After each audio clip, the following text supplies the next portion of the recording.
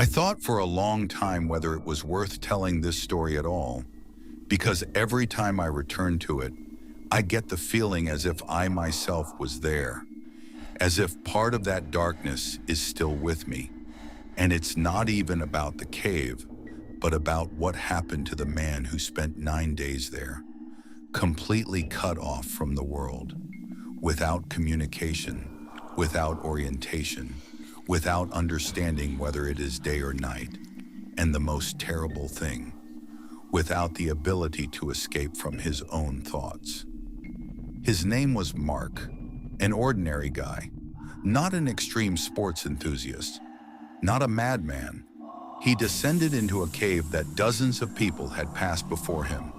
The route was considered simple, almost a stroll, and this played a cruel joke on him because when the collapse happened, he didn't even immediately understand that this was the end, that there was no way out.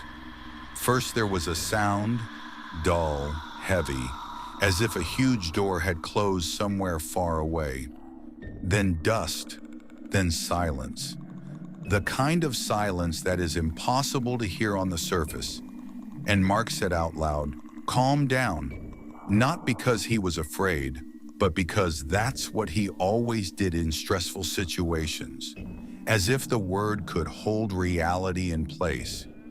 During the first few hours, he acted rationally, checking his flashlight, water, and food, trying to find a way around, thinking everything would be resolved quickly.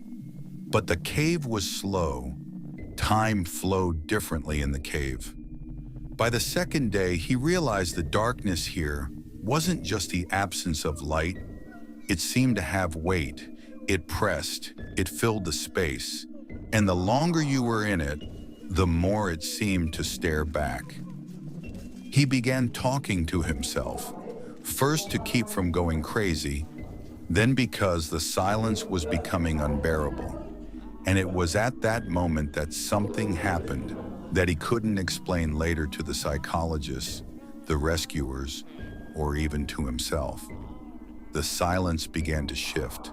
There were no sounds, no voices, but instead he felt as if the space had become attentive, as if the cave had begun to listen.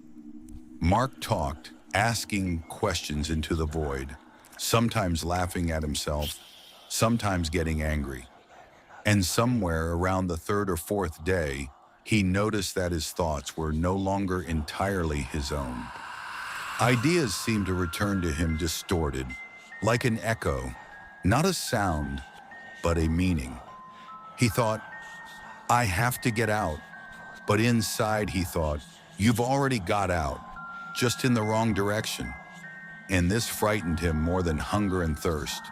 He began to lose track of time. The lantern became neither enemy nor friend, but simply an extension of his eyes.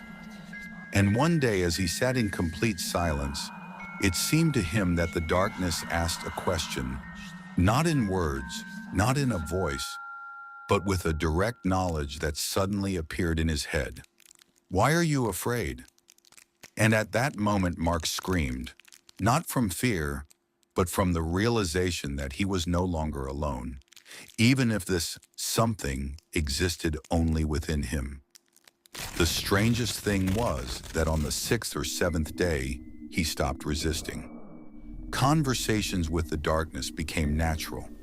It didn't threaten or command, but seemed to offer an explanation, gentle and frighteningly logical. You're not trapped. You're where you're alone. Mark later admitted that it was at that moment the fear disappeared, and with it came a sense of dangerous calm, as if nothing terrible would happen if he stayed there forever. When they found him, he was sitting against the wall, talking quietly. The rescuers initially thought he was delirious, but he later said he simply didn't want to end the conversation abruptly, afraid that if the darkness fell silent, he would disappear with it. He was brought out, he survived, he physically recovered. But whether the most important thing remained in the cave or came out with him, No one knows because Mark never went underground again, and once said a phrase that still sends shivers down my spine. The most terrible thing in the cave is not the darkness, but that it answers when you start talking. After Mark was brought to the surface, everyone thought the worst was over. Doctors talked about dehydration, sensory deprivation, the classic effects of isolation. Psychologists nodded and explained that the human brain, in complete darkness, begins to create a companion to keep itself from disintegrating. For a while, this theory even worked, because Mark himself wanted to believe it. It was easier for him to think the darkness was just his mind than to admit that it could be anything else.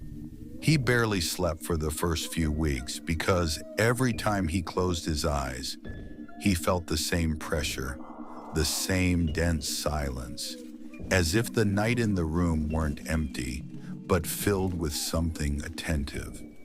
He found himself whispering again, not because he was afraid of waking someone, but because he was sure that if he spoke loudly, the darkness would answer. He tried to return to normal life, meeting with friends, joking, telling adventures. But at some point he realized that each of his stories ended before the main point, because the main point cannot be explained in words. Impossible to tell someone who has never been in absolute darkness what it's like to feel that space knows more about you than you do. Mark admitted to me that the strangest thing began not in the cave, but after, because there, underground, everything was honest. The darkness didn't pretend, it didn't distract, it didn't overwhelm, whereas here on the surface, the world turned out to be too noisy and too empty at the same time. And sometimes he caught himself missing that feeling of presence, that strange dialogue that couldn't be called a conversation, but which somehow felt the most sincere in his life. He began to avoid places without light, but even more so, places with silence. Because in silence, the thought of the cave returned uncontrollably. And one night he awoke with a clear understanding. He was not alone in the room, not in a physical sense, but in a sensory sense, as he had been on the sixth or seventh day, when the fear had vanished and a calm had taken its place. Too deep, too alien. Mark said that sometimes, in moments of fatigue, he would suddenly feel a familiar thought arise within him, not his own, but like an extension of that very darkness, and it sounded the same every time, wordless, but with a clear meaning. You never fully emerged. He tried treatment, changed psychologists, took pills, but none of them could answer the main question: why the feeling of presence did not disappear along with the restoration of sleep and psyche, why it did not behave like an illness, but seemed to wait patiently without pressure. The most frightening thing happened a few months later, when Mark accidentally found himself in an old basement. It was an ordinary place, a light bulb, concrete walls, nothing special. But when the light flickered for a second, he felt the same shift in space, the same attention, and for the first time in a long time, a feeling arose inside him, not of fear, but of recognition, as if someone had said, "You're here again." He ran out of there, shaking, but later admitted that part of him wanted to stay, just to make sure he wasn't going crazy. That this wasn't a fantasy, that 9 days in the cave had really left something more than just trauma. The last time we spoke was late in the evening, and he said something that I still can't forget. People think that I was talking to the darkness, but in fact it was the other way around. The darkness was talking to me, just waiting for me to shut up. And when I asked if he was afraid that it would come back, Mark didn't answer right away, and then very calmly said, "It never went away. It just doesn't need stones around it now." The last time I saw Mark was a year after that incident. He looked calm, almost too calm, the kind of calm that comes from people who have either let go or accepted what others run from.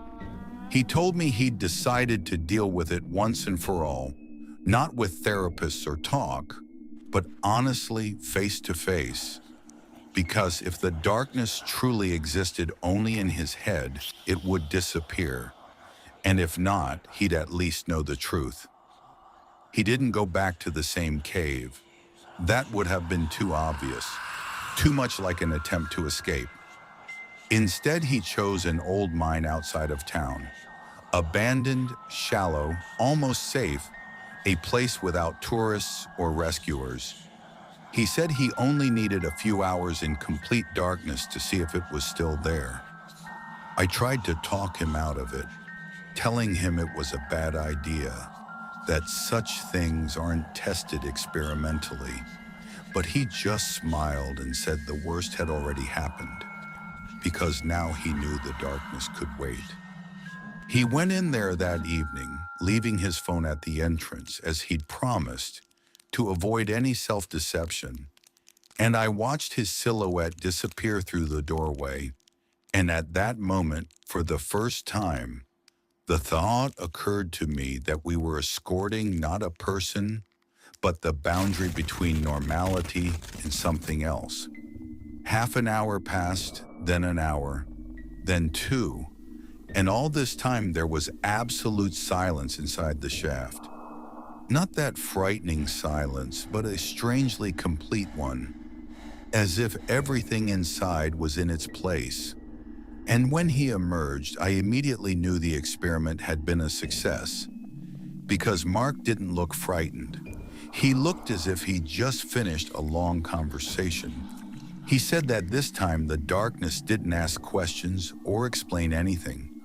It simply made one thing clear. Back then, in the cave, he wasn't special, not chosen, not the first and not the last, just a man in the right conditions. And that turned out to be the most terrifying conclusion of all. Before we said goodbye, he said the last thing he said to me, the reason I'm even telling this story. If a person is alone long enough, the darkness always appears. It's just a question of which one of you will speak first. And after that, we never spoke again, because a few weeks later, Mark moved away, changed his number, deleted all his contacts, and the only thing that remains of him is a short message with no context that he sent late at night. She's not inside anymore. Now she knows where I am. And every time I think about it, I get uneasy. Because if he's right, then this story isn't about a cave or 9 days or one man's madness. It's about how the darkness doesn't live underground. It just waits for us to be silent long enough to finally answer.